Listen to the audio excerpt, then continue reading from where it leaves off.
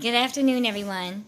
It's Lanique from A Mother's Voice, and I would first like to apologize.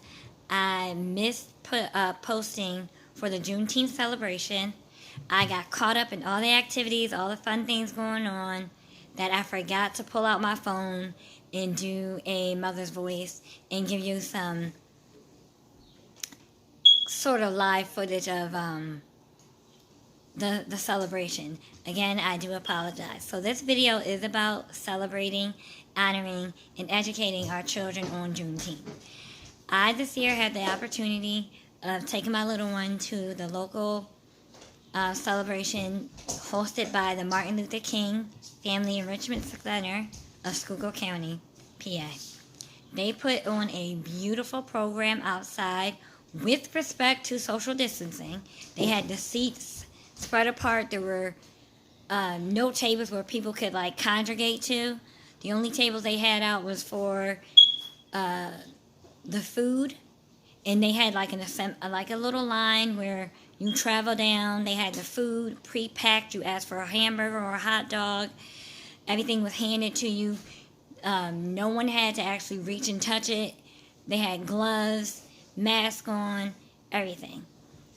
So that was really good that they were able to put together a program with respect to social distancing during this pandemic, which has not gone anywhere and is actually getting worse. But my key focus is on what they did at the program.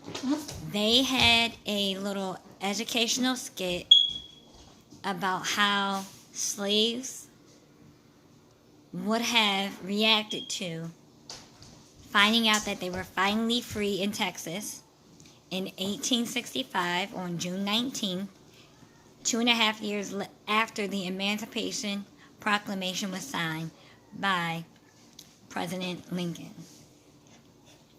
So, in the skit, they mentioned their prayer was not in vain. And that, to me, just touched my heart. And for children and for my son to see it, that you may not get your prayer when you want it, but God does hear prayers.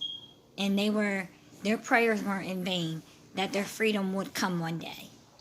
So that part was beautiful, to educate them on why Juneteenth is actually a holiday.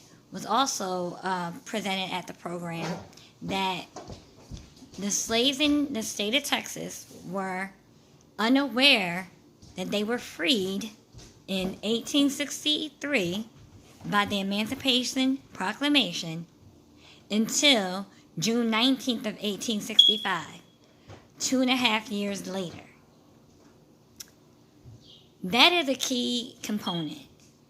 That should never have happened, but the fact that we have a day to celebrate, finally all the slaves in America were free.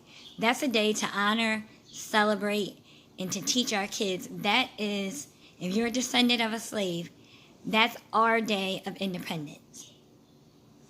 Because they did not get independence and freedom July 4th from the Revolutionary War. But it's a holiday to celebrate in part of that. So it's like a double holiday. It's not like, it is a double holiday of independence. We have Independence Day and we have Juneteenth. Because Juneteenth is actually when all people in America were actually freed.